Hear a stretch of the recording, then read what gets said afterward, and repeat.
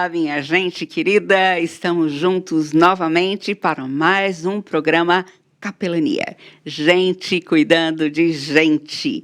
E hoje eu trouxe uma pessoa mais especial do que todas que eu trouxe antes. Simplesmente porque é meu marido, meu querido maridão. E hoje faremos o programa juntos, falando sobre essa parceria de vida e de ministério também. Como é importante ter um parceiro deste e como é importante ser uma parceira para que juntos possamos servir ao Senhor. Eu quero ler para vocês alguns textos bíblicos que mexem muito comigo, porque falam sobre um casal parceiro em casamento, na vida e no ministério também. Priscila e Áquila. Estamos lá em Atos 18. Fala assim: depois disso, deixando Paulo Atenas, partiu para Corinto. Lá encontrou certo judeu chamado Áquila, natural do Ponto, recentemente chegado da Itália, com Priscila, sua mulher, em vista de ter Cláudio decretado que todos os judeus se retirassem de Roma. E Paulo aproximou-se deles, e posto que eram do mesmo ofício, passou a morar com eles e ali trabalhava, pois a profissão deles era fazer tendas. Depois, indo para Atos 18, versículo 18, encontramos: mas Paulo, havendo permanecido ainda muitos dias, por fim, despedindo-se dos irmãos, navegou para a Síria, levando em sua companhia Priscila e Áquila, depois de ter raspado a cabeça em Quencreia, porque tomara voto. Atos 18, de 24 a 26, diz: nesse meio tempo chegou a Éfeso um judeu natural de Alexandria, chamado Apolo, homem eloquente e poderoso nas Escrituras. Ele era instruído no caminho do Senhor, e sendo fervoroso de espírito, falava e ensinava com precisão a respeito de Jesus, conhecendo apenas o batismo de João. Ele, pois, começou a falar ousadamente na sinagoga. Ouvindo, porém, Priscila e Áquila tomaram-no consigo e com mais exatidão lhe expuseram o caminho de Deus. Que parceria destes dois! Romanos, capítulo 16, vai continuar a falar deste casal muito amigo de Paulo. Eles eram amigos de verdade. E Paulo o cita aqui falando aos romanos: saudai Priscila e Áquila, meus cooperadores em Cristo Jesus, os quais, pela minha vida, arriscaram sua própria cabeça. E isso lhes agradeço, não somente eu, mas também todas as igrejas dos gentios. Como ter um ministério com o seu parceiro de vida? Como estar juntos em casa, mas também levando outras pessoas a Cristo, desenvolvendo um ministério chamativo, ministério que realmente toque vidas juntos. Maridão, eu quero te apresentar aos nossos amigos queridos aqui do nosso programa Capelania, Gente Cuidando de Gente, e quero falar que você também pode estar conversando conosco através do chat no programa. Entre em contato conosco, será um prazer conversar com você. Meu maridão, americano, mas está morando no Brasil há quase 60 anos. O nome dele é Gavin Levi Aiken e ele veio de Niagara Falls, New York. E ele veio para cá como missionário americano da Christian Missions in Many Lands. E ele veio para treinar outros missionários e equipar a Igreja de Cristo com líderes. Deu aula no Seminário Palavra da Vida, na área de aconselhamento bíblico, por 15 anos, e também trabalhou como presidente nacional da APEC, Aliança Pró Evangelização de Crianças, por mais de 15 anos. Ele frequenta a Igreja do Bosque da Saúde, a Igreja Evangélica do Bosque da Saúde, e das igrejas dos irmãos, casas de oração. E quando nós nos casamos, ele já era líder nessas igrejas, e eu na Igreja Presbiteriana, e resolvemos continuar juntos nas duas igrejas. Oi, maridão. Eu vou deixar você falar um pouquinho, tá bom? Eu espero que sim. Afinal de contas, sem poder falar, não somos parceiros. Não? Mas é desnecessário dizer que estou muito feliz poder participar desse programa hoje.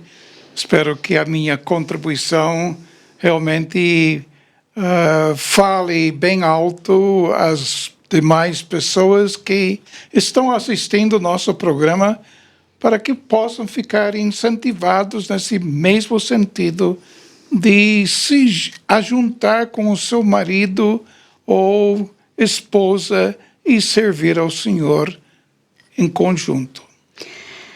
Uma coisa importante é você saber um pouquinho da nossa história, porque nós dois éramos viúvos. Eu fiquei viúva aos 37 anos, com 4 filhos, na idade entre 6 e 14 anos, todos meninos, e fiquei 3 anos sozinha. Eu já era capelã hospitalar, era capelã do Hospital das Clínicas, Emílio Ribas, na época, e era um trabalho bastante puxado, bastante acelerado. E já era capelã do hospital, além de ser dos hospitais, capelã nomeada também pelo presidente do Supremo Concílio como capelã da IPB. E nessa época nós já nos conhecíamos, porque as nossas famílias tinham amizade. Eu costumava ficar todas as férias na casa dos meus pais, lá na Palavra da Vida, em Atibaia, e o Gavin pregava muito lá, semanas inteiras dando estudos bíblicos, e muitas vezes nós nos encontramos. E nessa época eu convidei para vir fazer parte também da diretoria da Associação de Capelania na Saúde. Alguns anos depois, ele ficou viúvo também, e através de um grande amigo em comum, reverendo Jorge Alberto Canelhas, nós nos reencontramos e começamos a namorar. Fala um pouquinho desse tempo, maridão. Bem, com Jorge, todo mundo acha que a gente era gêmeo, mas tem sido muito interessante poder participar junto com Jorge, uma pessoa que eu admirava demais, e foi uma coisa impressionante, porque em muitas ocasiões ele cedia o púlpito para mim. Eu lembro de uma certa ocasião, quando o Jorge não somente cedeu o púlpito, ele desapareceu do cenário e me deixou sozinho lá, cuidando da própria igreja dele, naquela noite. Mas foi um tempo muito especial. E conheci outro lado desse servo de Deus, na sua humildade e o fato que ele gostava de investir em outras pessoas, o que mais gostava de fazer eu mesmo. Desculpem a entrada do xereta do meu celular aqui, que entrou de alegre aqui e atrapalhou um pouquinho a fala do meu marido. Mil desculpas. Mas ele estava falando do nosso amigo Jorge Canelhas, e que foi tão especial no nosso encontro. E ele falou assim: Eleni, eu vou escolher, como teu melhor amigo, eu vou escolher o teu marido, tá bom? Porque você vai se casar de novo, mas eu quero dar os meus palpites nisso. E daí ele que falou: você já viu o Gavin? Olha, é um partidão. Que tal? E foi tão interessante a gente começar a olhar um para o outro com um novo olhar, não mais como amigo, como famílias, amigas, como companheiros com a mesma visão de ministério, mas também pensando em um namoro. Mas uma coisa que me encantou no Gavin, quando eu comecei a namorá-lo, e ele falou para mim, olha, primeira coisa, eu quero que a gente comece a ler um livro juntos, porque quando a gente se casar, o casamento é para sempre. A gente precisa já ter isso em mente. Haja o que houver, problema do tamanho que for, mas nós temos que já ir para o casamento certos de que o nosso casamento é para sempre. Nós somos parceiros de vida. E uma coisa que ele falou que me encantou muito foi: eu quero investir na sua vida para que você desabroche e seja tudo aquilo que Deus a criou para ser. Nossa, uma mulher não vai gostar disso? Foi muito interessante porque ele não veio para mim com textos bíblicos falando, olha, a mulher tem que ser submissa e tal. E eu me lembrei desse tempo que a gente frequentava muito Palavra da Vida também, de uma pregação do Harold Reimer, que era o diretor, e uma ilustração dele, falando de uma mulher casada com um homem, e ele colocava em tudo regras. Ele escrevia todas as regras do dia, todas as orientações, o que era para fazer, o que não era para fazer. E depois de alguns anos, ele faleceu. E ela se lembra como ela se sentia tolhida, amarrada, humilhada, porque para tudo tinha uma lista de tarefas, que ele não saía de casa sem deixar aquela lista para o dia. E anos depois ela se casou de novo, mas vendo as coisas no baú, mexendo no baú de coisas antigas, ela achou uma dessas listinhas quando ela já estava com o novo marido. E ela descobriu que agora ela estava cumprindo tudo aquilo, mas com uma alegria, com uma satisfação, servindo-o e sendo parceira dele em tudo, sem sentir o peso de nada, porque ela estava ali sendo amada. Ele estava investindo na vida dela e ela o servia com todo amor. E foi isso que eu senti também, tenho sentido a cada dia. Nós somos parceiros. Eu tenho prazer, alegria em servir o meu maridão, servir a minha família, porque nós estamos unidos no Senhor. E Ele realmente tem cumprido os seus votos. Lembra, marido, nós fizemos os votos, cada um escreveu os seus votos. E daí, um dos pontos era este: eu prometo investir em você para que você desabroche e seja tudo aquilo para o que o Senhor a criou para ser. Fala um pouquinho sobre esses votos, maridão. Bem, eu acho que a parte mais difícil que eu tive que enfrentar, eu creio que o primeiro ano em qualquer casamento é um ano quando a gente vai se ajustando a uma situação nova, mas eu acho que passei o primeiro ano, na minha memória, só pedindo desculpas, de tanto pisar na bola. E eu lembro de você, Eleni, você tinha uma paciência tão grande comigo. Você não chamava a minha atenção para essas pisadas na bola, muito pelo contrário.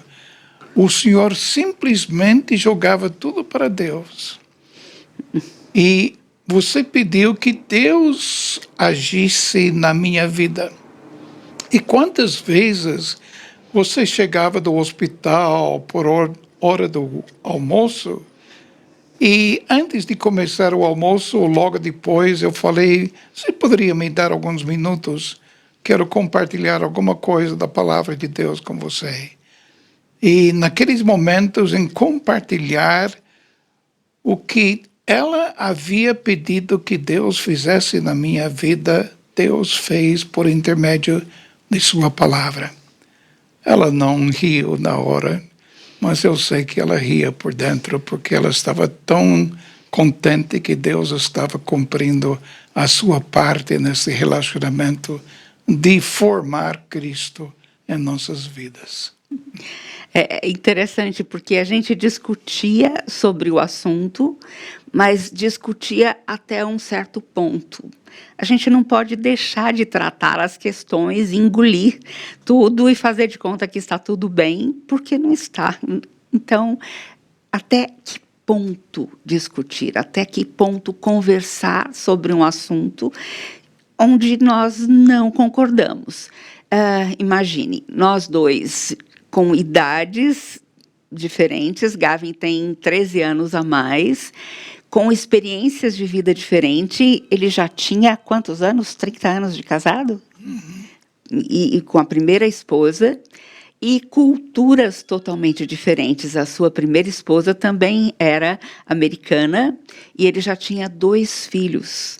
E Deus uniu as nossas famílias, mas quantas coisas Deus precisou trabalhar em nós.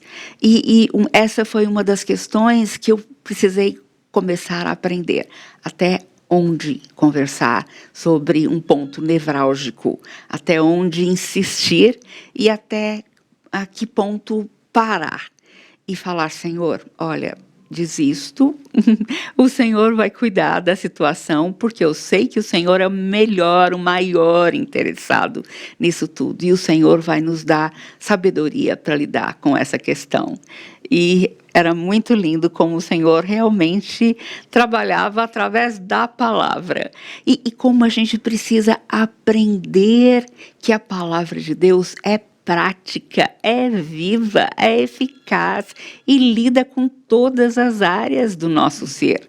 Em qualquer tipo de questão, o Senhor tem a resposta, tem considerações a fazer e nos ensina a trabalhar dentro dos seus valores, para a glória do seu nome.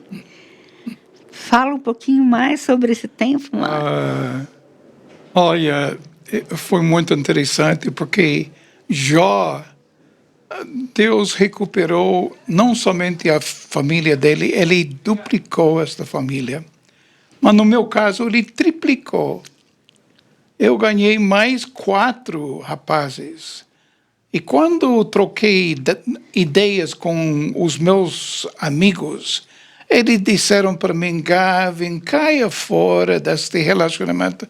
Você está pegando o bonde e andando 4 moleques. O que você vai fazer com 4 moleques na sua vida? Eu realmente estava tão apaixonado por Eleni que não sei se eu deixei isto pesar muito no momento, mas tem sido uma experiência muito interessante, muito interessante. E foi interessante a aceitação dos filhos também, que ele foi conquistando um a um, sem palavras melosas, mas com a vida dele, com o caráter dele. E foi uma conquista muito linda. E da parte dele para comigo também, dos filhos dele, também o Todd foi o primeiro a me aceitar e falar, me chamar de mãe, segunda mãe dele, como foi importante tudo isso. Mas a gente está falando sobre capelania também. E foi muito interessante porque Gavin foi comigo para os hospitais. Afinal, eu já era capelã há muito tempo nessa época. E, coitado, eu não fui tão boazinha com ele assim. Com certeza. Porque eu estava trabalhando naqueles dias, principalmente com alguns pacientes da UTI de queimados do Hospital das Clínicas. E se você já entrou na UTI de queimados de um hospital, você sabe que o cheiro é terrível, o aspecto dos pacientes é horroroso e você não sabe muitas vezes por onde começar, o que falar, como levar o consolo da palavra de Deus àquelas pessoas. E eu o levei para esse setor. Conta para mim como é que você saiu de lá, maridão, como é que você enfrentou esse tempo? Eu sei que eu saí. Talvez para nunca mais voltar, pois eu entendi diante de Deus que jamais poderia voltar a esse tipo de ministério sem trabalhar uma teologia de sofrimento na minha vida. E eu gosto muito de estudar a palavra de Deus, mas isto foi um assunto diferente para mim. E no princípio eu achei que haveria muito pouco para entender à luz das Sagradas Escrituras a respeito de sofrimento. Hoje eu penso bem diferente. Eu acho que depois de todos esses anos ainda estou patinando na superfície. Porque tem muita... Eu acho que é uma das teologias mais trabalhadas nas Escrituras. É verdade, é verdade. A teologia do sofrimento. Falando aqui para a TV, maridão, você tem trabalhado muito bem essa teologia do sofrimento, tanto que você descobriu que a tua praia não era estar no dia a dia dos hospitais. Você andou um bom tempo comigo dentro dos hospitais, ali no Emílio Ribas também, com pacientes com AIDS, na paralisia infantil do Hospital das Clínicas, fizemos grandes amizades ali, muito queridos, cada um deles, mas o que você descobriu como o seu dom de ensino, né, foi a necessidade de ensinar sobre a teologia do sofrimento e como nós precisávamos disso, porque muitas vezes quando nós vamos visitar alguém que está enfermo, está sofrendo muito ou que perdeu alguém querido, nós não sabemos o que falar. E às vezes falamos bobagem, falamos demais, não damos ouvidos ou lemos um texto bíblico que não tem nada a ver. Oramos pela pessoa sem saber qual é a sua real situação, como ela está enfrentando, reagindo àquela situação. Então, como foi importante ter Gavin nos nossos cursos de capelania hospitalar, falando sobre teologia do sofrimento. Muitas pessoas que vêm fazer os cursos conosco do Brasil todo, saem desses cursos falando, olha, eu descobri que o meu lugar não é no hospital, não é esse o tipo de ministério para o qual o Senhor me chamou, mas essa teologia do sofrimento que o Gavin trouxe, bíblica, de uma maneira tão profunda, mexeu com a minha vida, cicatrizou as feridas da minha alma, e eu precisava muito disso. Valeu demais. Fala um pouquinho sobre essa teologia do sofrimento, maridão. Muito interessante, porque a gente teve esses cursos, às vezes, uma vez por ano, às vezes 2 vezes por ano. E daria a entender que, lecionando sobre o mesmo assunto, a gente ia ficar um pouco cansado de tudo isto. Mas eu percebi que, com cada passagem, olhando as Escrituras novamente, eu ficava encantado com novos pensamentos que vinham à tona durante o próprio momento de expor a palavra. O Espírito de Deus chamava a minha atenção para certos fatores no trecho que não tinha visto antes. E olha como isso foi muito importante para mim, porque sempre queria ensinar algo fresco das Escrituras. Eu não gosto de repetir mensagens, mas eu gosto de falar algo fresco das Escrituras cada vez que ministro a palavra de Deus. E eu saio enriquecido, o benefício para minha própria vida espiritual nem se fala, porque isto tem sido de suma importância para a minha vida. trabalha um pouquinho com a gente de maneira reduzida, naqueles textos de João 9, João 11, porque eu creio que são textos muito preciosos e a gente precisa trazer isso para cá, para você também que está nos assistindo. E são textos que o Gavin está trabalhando ali no nosso curso online. Onde você vai encontrar no nosso site capelanianasaude.org.br. São aulas breves, nós fatiamos muito bem as aulas, gravamos em estúdio, tudo bonitinho, mas você pode fazer esse curso de casa, da sua casa, e ser muito edificado pela palavra de Deus. Falando em João capítulo 9, a minha experiência com a questão de sofrimento começou justamente nesse trecho. E por que nesse trecho? Porque faz parte do treinamento que o Senhor estava oferecendo aos seus discípulos, aos seus apóstolos. E você lembra que, primeiramente, ele queria que eles estivessem com ele, simplesmente apreciando, vivendo esses momentos com ele, vendo as situações que foram criadas por ele, e, ao mesmo tempo, ele queria que eles aprendessem com ele dessas circunstâncias que, às vezes, ele criou, às vezes, simplesmente surgiram naquela ocasião. E João capítulo 9 não é nenhuma exceção nesse sentido, porque, de repente, eles estavam diante de um homem, não apenas cego, mas cego de nascença, que era uma novidade para eles. E o que aconteceu com os discípulos neste momento é o que muitas vezes acontece conosco. Imediatamente a gente pensa: quem é que pecou nessa história para que este homem nascesse cego? Será que ele pecou? Ou será que os pais deles pecaram? Agora, o que é mais interessante nesse trecho é a resposta do Senhor. É importante que a gente sempre esteja buscando as respostas dadas pelo Senhor. Não o nosso achômetro, que era o caso dos discípulos, porque isto todo mundo pensava na época que pecado estava ligado com tudo isto. Mas o Senhor Jesus virou para eles e disse: olha, nem ele pecou, nem seus pais pecaram, mas para que nele fossem operadas as obras do Senhor para a glória do Senhor.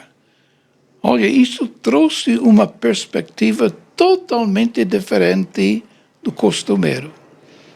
O Senhor Jesus conseguiu tirar do contexto da cegueira desse homem como sendo uma consequência de alguma coisa, e neste caso o pecado, e transferiu para um ambiente totalmente transformador, porque tinha a ver com propósito. O Senhor tinha algum propósito. Eu creio que ele sabia disto quando ele tomou conta e percebeu a presença deste homem nascido cego. Ele disse: aqui está uma lição que eu preciso ensinar aos meus discípulos. E talvez você tenha pensado da mesma forma como os discípulos. Mas veja bem como a palavra de Deus mexe com a sua maneira de interpretar a vida. É verdade, que riqueza na palavra de Deus. E eu fico preocupada porque hoje em dia nós temos visto cada vez mais os pastores, os seminaristas, grandes homens de Deus focando no conhecimento teológico cada vez maior, mas muitas vezes o povo da própria igreja está cru na aplicação para com a sua vida, para com os seus problemas pessoais e vai buscar respostas fora da igreja, fora da palavra, buscando um conforto para suas vidas, uma diminuição dos seus afazeres, um tratamento para os seus problemas, mas que não tenham conotação bíblica, não estejam dentro dos valores da palavra de Deus. E como isso interfere na palavra, na própria igreja também, traz resultados para a própria igreja, e resultados que nem sempre são bons. A riqueza da palavra de Deus é lindo a gente descobrir. E meu maridão e eu resolvemos, como parceiros de vida e de ministério, fazer o nosso mestrado juntos, mestrado em aconselhamento bíblico, ali na Palavra da Vida. Eu já tinha bastante amizade com o nosso professor, Davi Smith, desde os meus 14 anos. Ele impactou demais a minha vida, as minhas escolhas também. E foi muito interessante, nós dois juntos, uma turma de 5 ou 6 colegas só, uma turma bem pequena, mas tivemos grandes professores. David Smith, o Carlos Oswaldo Pinto, que era o reitor da Palavra da Vida, e também Ed Welch, David Paulison e outros grandes homens de Deus na área de aconselhamento bíblico que impactaram muito a nossa vida.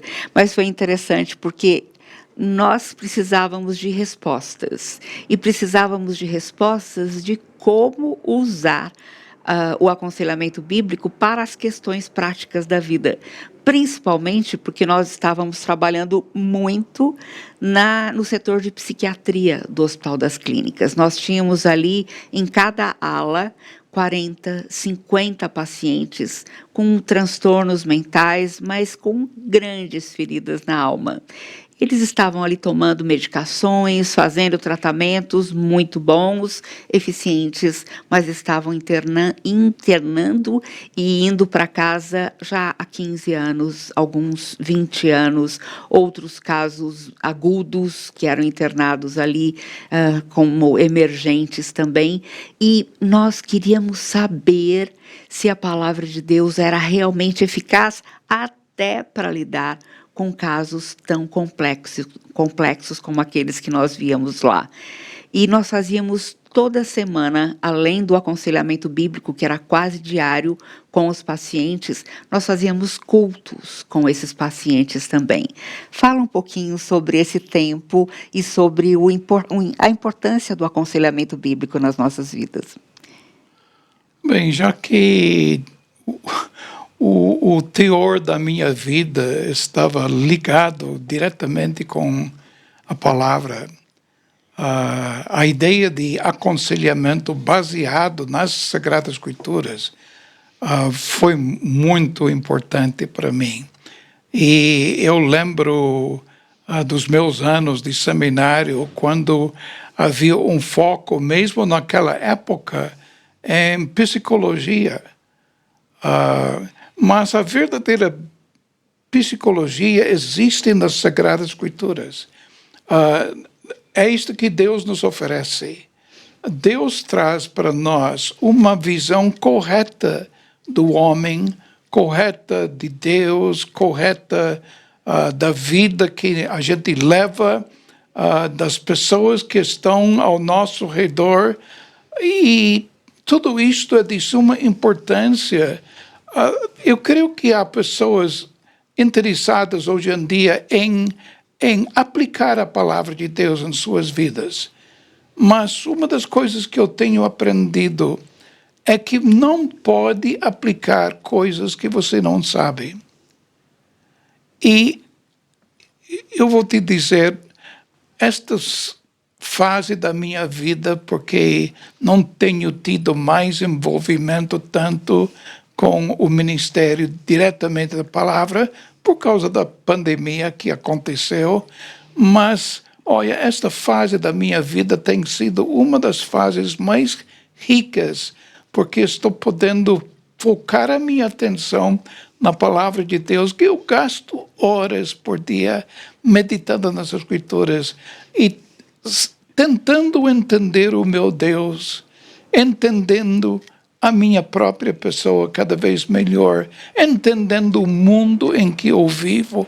Olha, quando chega na hora de aconselhar alguém, você tem alguma coisa para oferecer, porque a palavra de Deus é tão rica nesse sentido. E com esse ministério de aconselhamento bíblico que nós aprendemos juntos, foi interessante porque eu esperava chegar ali e ter regras, assim, receitas de bolo. Como lidar com uma pessoa ansiosa, como lidar com uma pessoa deprimida, com uma pessoa que está com problemas no casamento, alguém que tentou suicídio, tal. E eu pensei, vou sair daqui com tudo na palma da mão.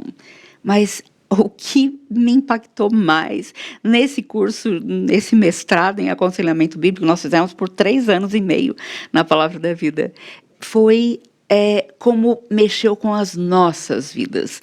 Porque as primeiras tarefas eram mexendo com o nosso ser. Nós tínhamos que identificar uma área de problema, de luta espiritual que estávamos vivendo e fazer ali uma anotação diária de como nós estávamos lidando com aquele problema e como nós deveríamos lidar à luz da palavra de Deus e quais textos nós estaríamos usando e depois de algum tempo quais os resultados em cima disso. Como foi importante nós aprendermos isso e testarmos nas nossas próprias vidas. O curso em si foi muito útil. Muito útil. Mas eu acho que o envolvimento com o aconselhamento, aconselhando a vida de outras pessoas, trouxe mais riquezas ainda. Porque você não sabe quem vem para aconselhamento. E o momento que você começa a ouvir esta história, você clama a Deus e você diz: por que o Senhor me trouxe esta pessoa? Será que existe alguma coisa na minha vida que eu não tenho percebido ainda, que Deus quer trabalhar no meu ser ao mesmo tempo? E isto tem sido muito importante, porque a gente acaba compartilhando isto com o aconselhado, porque isto traz um vai e vem entre nós, uma comunhão. Nós estamos aqui realmente para aconselhar uns aos outros, como diz a palavra de Deus. E essa pessoa percebe, puxa vida, nunca pensei que viria para aconselhamento para aconselhar também. Mas, indiretamente, a pessoa acaba fazendo isto. E tem sido momentos de grande aprendizagem. Eu acho que estes longos anos depois do curso talvez tenham sido os anos mais marcantes da minha vida nesse sentido. E é interessante que, como parceiros de vida e de ministério, Gavin e eu descobrimos que nós somos diferentes. Nós somos muito diferentes, temos dons e talentos diferentes, mas como nós somos parceiros, nós nos complementamos. Deus usa as nossas vidas em conjunto também no aconselhamento. E quantas vezes nós identificamos os nossos papéis ao aconselhar um casal, por exemplo. O meu papel é mais de fazer a anamnese, é de levantar as questões, é de cavar fundo, de mapear a vida da pessoa em todas as áreas, levantar as questões e não só deixar ali na superfície. Porque as pessoas muitas vezes vêm para aconselhamento testando a gente. Elas trazem uma fumacinha só para ver como a gente lida com aquilo. E se a gente for entrar de cabeça naquela questão que ela trouxe a princípio, nós estaremos lidando só com a superfície. Então, como é importante nós estarmos cavando muito mais a fundo, trazendo realmente à tona o principal problema que está motivando a busca daquela pessoa, trazendo conflitos internos mais sérios e levando a pessoa a tarefas bíblicas, porque é a palavra de Deus que vai mexer com aquela pessoa, que vai trazer restauração para a alma. Não é o nosso cuidado por ela. O nosso abraçar, acolher, aconselhar é uma parte muito importante, mas o que realmente transforma a vida dessa pessoa é a palavra de Deus. Então, diga. Sim, mas uma das coisas que tem acontecido durante o nosso tempo de aconselhamento de outras pessoas é que enquanto você está levantando todo esse histórico da pessoa, eu estou pensando, o que existe na palavra de Deus? Será que existem trechos bíblicos que lidam com essas questões? Será que existem personagens bíblicos que, com quem esta pessoa poderia se identificar para que, ao sair deste primeiro encontro, esta pessoa vai precisar abrir as escrituras em casa? Essa pessoa não vai ser confrontada por nós. Essa pessoa vai ser confrontada pela palavra. Uhum. E o aconselhamento bíblico é justamente isto. Não é que eu tenho grande capacidade nesse sentido, ou nós, mas de simplesmente saber qual trecho da palavra de Deus o Espírito de Deus pode usar na vida dessa pessoa. Isto vai fazer com que a pessoa volte para o próximo encontro, num certo sentido, com a metade do problema já resolvido. Uhum, é verdade. É lindo a gente ver, a gente poder ajudar a colher os frutos, não é verdade? E o mais importante é que essas transformações são para a vida, não são um verniz que a gente passa ou um band-aid que a gente coloca, mas o Espírito de Deus mexe no profundo, no mais profundo do ser humano. E ele traz a restauração da alma. Então você se sente privilegiado por fazer parte desse processo, por ser cooperador com Cristo em tudo que Ele está fazendo. E a glória é realmente dele. Muitas vezes a gente, nessas viagens que a gente faz pelo mundo todo, a gente encontra pessoas que falam assim, olha, Deus usou tanto a sua vida. Nossa, que alegria, que prazer em saber disso. Mas Deus usou a palavra dele através das nossas vidas. E isso que é mais gratificante. Quantas vezes a gente vai colher frutos em situações que a gente nem esperava. Por exemplo, o meu amigo Branco Dinamite e toda a sua quadrilha, que quase todos se converteram e estão em Cristo até hoje, depois de 37 anos de conversão e continuam firmes na rocha e são líderes hoje. E quantas pessoas dentro da psiquiatria, dos hospitais. E depois, além disso, Deus foi expandindo o nosso campo e nós somos chamados pela missão Novas Tribos também para sermos conselheiros dos pastores e missionários do Brasil todo. E também da APEC, quanto aconselhamos os missionários e professores da APEC. Que privilégio nos ajudarmos uns aos outros no aconselhamento. E essa é a diferença. O aconselhamento bíblico não é um profissional ajudando um pobre coitado miserável que está ali à sua frente, mas são irmãos ajudando uns aos outros, baseados na mesma palavra, apoiados e dirigidos pelo mesmo Espírito. Isso é lindo demais, não é verdade? Verdade. Conta pra gente um pouquinho sobre esse tempo que você pôde viajar, principalmente para a África. Você foi 5 vezes para Angola pregar nas conferências ali e também pôde aconselhar muitos líderes ali, não é verdade? Foi um sonho de minha infância servir a Deus na África. Uhum. Mas justamente na fase da minha vida, quando eu estava pensando que chegou a hora de partir para o campo, estourou a guerra de independência. Muitos missionários naquela época tinham que voltar. Outros ficaram restritos nas suas atividades, mas eu precisava repensar o meu futuro e acabei vindo para o Brasil. Mas Deus me deu uma oportunidade em 5 ocasiões diferentes de ir para Angola. E durante um mês inteiro, 8 horas por dia, tive o privilégio de ensinar a palavra de Deus para pessoas que estavam lá bebendo a palavra.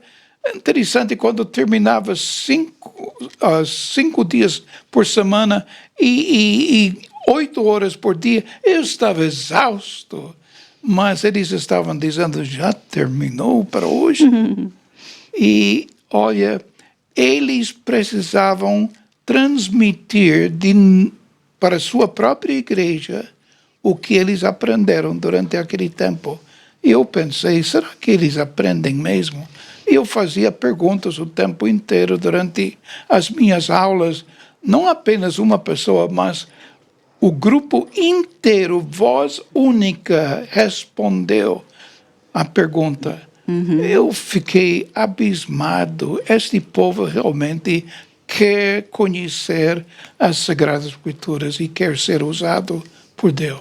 E era tão lindo. Eu fui uma das vezes com o Gavin, passei o mês todo lá. E foi tão impressionante, na hora do almoço, que nós comíamos todos juntos ali, nós ouvíamos a história de cada um desses líderes que tinham atravessado florestas, andado a pé por dias e dias com as suas famílias inteiras, comendo ratos e frutas domésticas do mato ali. Alguns ficaram doentes no meio da travessia, mas todos eles indo para aprender mais da palavra, e a obrigação deles era voltar para suas próprias igrejas e ministrar tudo o que haviam aprendido à igreja toda, e por isso eles estavam sempre tão atentos. Mas era cada história de vida impressionante. Nós aprendemos, crescemos demais com aqueles queridos irmãos daquela região toda. E com a Dona Beck. Dona Beck, uma enfermeira missionária canadense que estava há 40 anos no país. E ela trabalhava das 6 da manhã até meia-noite, todo dia. E ela estava com 75 anos. E um dia eu falei para ela, Dona Beck, a senhora já pensou em se aposentar? E ela olhou para mim e falou assim, olha, minha filha, pensar eu pensei, mas pense uma coisa comigo. A minha mãe faleceu aos 90 anos. A minha avó aos 95. Se eu me aposentar agora aos 75, o que eu vou ficar fazendo nos próximos 20 anos? E continuou a trabalhar. Uma vida linda. Ela treinou todo aquele povo para a assistência domiciliar na área de saúde, e tendo isso como ministério também. Ela treinou muitos enfermeiros, pessoas que trabalharam na área da saúde, porque era um médico para cada 13 mil pessoas ali em Angola, no meio da guerra ainda. Então, muitas mutilações, muitas mortes, muitas famílias ali totalmente abandonadas. Era uma tristeza. E ela disseminou o evangelho através do cuidado da saúde casa a casa, equipando tanta gente, missionários, nesse ministério. Uma vida linda, uma vida que glorificou o Senhor de tantas maneiras. Né? E, de fato, ela só faleceu alguns meses atrás, com 94 anos. Olha só! Como é importante a gente saber que no ministério Eu não creio em aposentadoria. Eu creio que a gente vai trabalhando e mais e mais e mais, porque o Senhor vai refinando o nosso caráter, nos tornando cada vez mais semelhantes a Jesus, e a gente vai se tornando cada vez mais útil no ministério, vai abençoando mais vidas, com mais sabedoria, mais experiência, maior habilidade em servir, porque Ele vai nos aprimorando, né? Vai nos conformando à imagem de Cristo, ao caráter de Cristo. Mas é engraçado, viu, Eleni, porque a pergunta que você fez para Dona Becky, se ela já pensou na possibilidade de se aposentar, você nunca fez essa pergunta para mim, não? Ah, Eu verdade. estou com 81, não, certo? Agora, eu não tenho pensado em me aposentar, mas ao mesmo tempo eu precisava diminuir um pouco o ritmo das minhas atividades, mas hoje em dia eu me encontro cada vez mais e mais investindo na vida de outras pessoas. É verdade. Líderes. Sim, e você treinou tantos líderes, não é verdade? Lá em Minas Gerais. Eu falo muitas vezes que meu marido é mais mineiro do que americano, porque ele usa alguns jargões que são muito mineiros. A gente acaba aprendendo sem querer, né? E meu maridão me ajudou também na escrita deste livro, que nós estamos lançando neste domingo, aqui na Igreja Presbiteriana de Pinheiros. Aí a nossa propaganda, no culto das 11 horas, estaremos lançando o livro Capelania, Missão em Todo Lugar.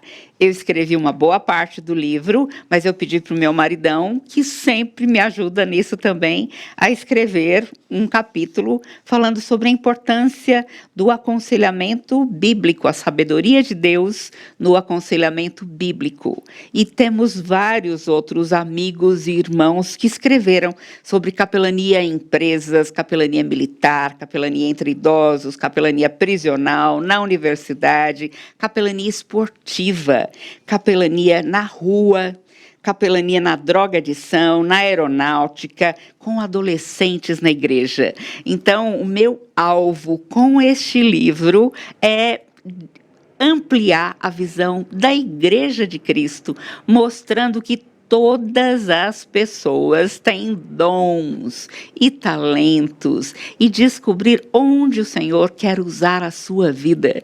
Gente, você pode falar, eu não posso ir para outro país, é tarde demais para eu começar a viajar, mas você pode fazer capelania no seu próprio condomínio, onde você mora, na sua vizinhança.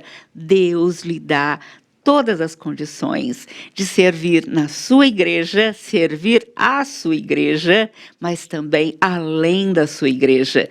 Capelania é missão urbana, é missão em todo lugar. E é isso que a gente quer mostrar aqui. E nós estamos começando um trabalho grande de capelania em todas as áreas aqui na Igreja Presbiteriana de Pinheiros. E logo, logo, os membros da igreja vão estar recebendo um questionário e pelo WhatsApp, para você estar respondendo qual a sua área de maior interesse em capelania, porque nós vamos estar trazendo cursos breves e também tarefas práticas. Queremos levar você para visitar enfermos, pessoas enlutadas, empresas, corporações militares, asilos e quanto Deus mostrar para a gente como campo missionário. Então, venha participar com a gente neste domingo, às 11 horas, do lançamento desse livro. E é o primeiro livro que nós lançamos da ACS Publicações, Associação de Capelania na Saúde, a querida Poliana, minha nora, nossa nora, que esteve trabalhando muito neste livro para que esse resultado fosse alcançado. Também a Lilian, minha prima, trabalhando com a edição, todo mundo voluntariamente fazendo esse trabalho tão lindo. Maridão, quero deixar um espacinho para você trazer a sua palavra final e quero agradecer também, enquanto isso, Beatriz Mondejas, a Delva Souza Santos, Marli Batista, Ana Maria da Silva, Marlene Macedo e Marli Batista, de novo a Gisele Batista e Tatiana Oliveira, Virgínia Martins, Clarice Paiva Landim, Edneide Barbosa, quanta gente que está aqui conversando com a gente pelo chat. Então, eu quero que você esteja multiplicando este programa, depois mandando para muita gente, para que possam ser abençoados também. O nosso ministério e a nossa vida em conjunto aqui como casal, o nosso alvo maior é servir ao Senhor e servir as pessoas, glorificar o nome do Senhor. Maridão, a palavra é sua. Eu quero deixar um pensamento, assim, baseado em Romanos capítulo 12 e versículo 2. E este versículo tem mexido profundamente comigo na minha vida. Diz assim: e não vos conformeis com este século. Você não precisa conviver muito com pessoas ao seu redor para descobrir que eles pensam de forma diferente. Que o raciocínio deles é diferente. Que os interesses deles são diferentes. Os alvos de sua vida são diferentes. E nós precisamos tomar muito cuidado, porque isto é muito sutil, mas a gente pode fazer com que este nosso mundo force a gente dentro de seu modo de interpretar a vida. Isto é muito forte.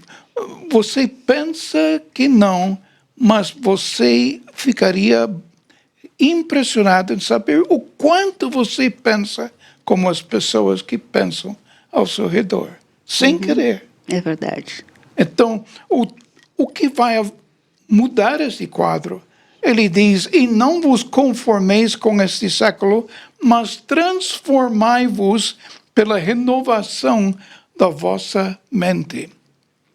E a única coisa que pode transformar a minha maneira de pensar é a palavra de Deus. E eis a razão porque eu quero que a palavra de Deus realmente faça parte da minha mentalidade.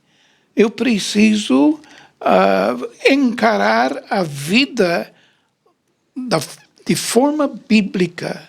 Eu preciso interpretar a vida biblicamente.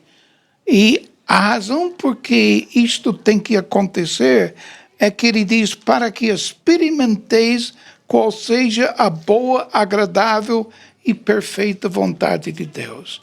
Eu não tenho dúvidas de que todo mundo quer fazer a vontade de Deus. Quer experimentar isto na vida. Mas você nunca vai experimentar isto sem se aprofundar nas Sagradas Escrituras. Aprenda como Deus olhe para este mundo em que a gente vive, para que você pense como Ele pensa e porque você fale como Ele fala. Que isto venha transformar a sua vida como tem transformado a minha. Amém, amém, maridão. Muitíssimo obrigada. Deus abençoe a sua vida e que a sua também. Amém. E você tem cumprido a sua promessa. Você tem investido em mim para que eu desabroche. Amém. E cada vez que você cuida de mim, como você cuida do seu próprio corpo, que você me ama como Cristo amou a igreja, você está me fazendo mais feliz e mais feliz em servi-lo também, em ser sua esposa. Glória a Deus. Amém. Gente, nós começamos aqui falando sobre Priscila e Áquila, parceiros de vida e de ministério. Parceiros de trabalho, os dois faziam tendas e se tornaram muito amigos do apóstolo Paulo. amigos, irmãos, trabalhando juntos de cidade em cidade. E eu peguei aqui um comentário sobre a vida deles, e eles falam assim, esse comentário diz: de qualquer forma, independentemente da cidade que estivesse, aquele casal procurava abrir as portas de sua casa para a reunião da Igreja do Senhor. Que privilégio tem sido estarmos juntos no ministério e recebendo na nossa casa também tantos irmãos, tantos amigos e, ao mesmo tempo, tantas pessoas que nós nunca vimos na vida, mas no aconselhamento bíblico nós podemos levá-los a Cristo e trabalhar as suas vidas à luz da palavra de Deus, que transforma, que renova o nosso ser, que nos trabalha cada dia para que sejamos mais semelhantes a Cristo Jesus. Que privilégio. Maridão, bom demais estar com você aqui neste programa também. E, gente, até a próxima semana, se Deus quiser, quando estaremos juntos novamente. Bye, bye. Tchau.